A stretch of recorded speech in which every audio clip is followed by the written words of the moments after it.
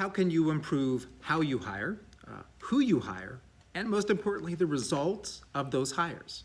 Well, today I'm going to share 3 steps with you. The second and third may just surprise you.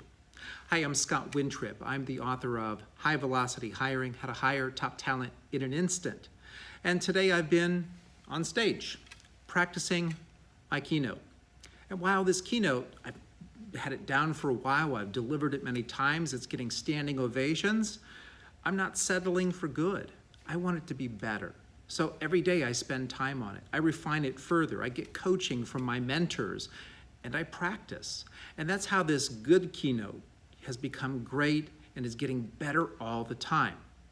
And that's not just the secret to being a great keynote speaker. It's the secret to being great at hiring. Practice. Now, bear with me because I know when I say the word practice, some people groan or they roll their eyes. They'll even think things like, I don't have time to practice, or you're probably going to tell me, Scott, that practice makes perfect. Well, let's start with that second one. Practice doesn't make perfect. In fact, perfection is overrated.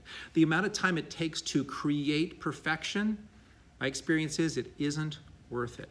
So we're just looking for progress. I believe that practice makes progress. Now, the second thing you might have thought, well, I just don't have time. Do you? Do you not have time to get better at one of the most important things you do?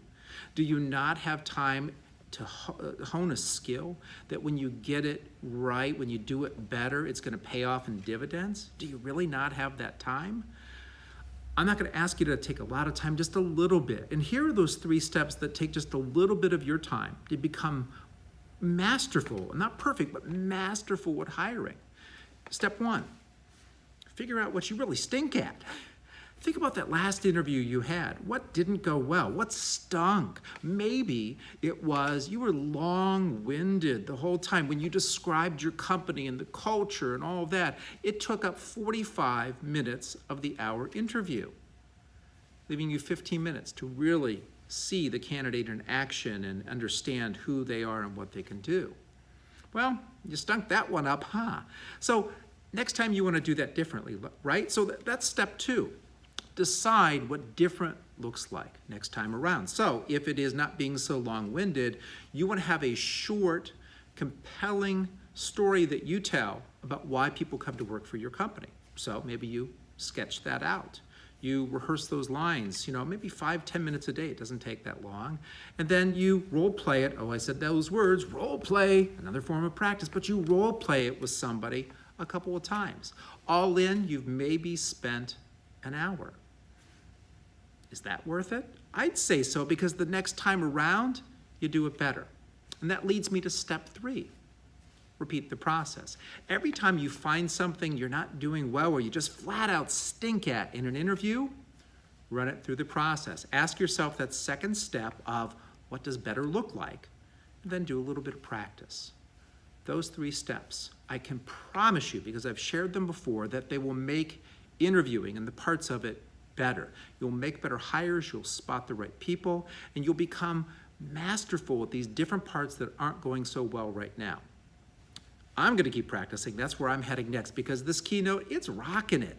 It is so much fun. I have different characters that I play, and I share the fast and accurate way to hire.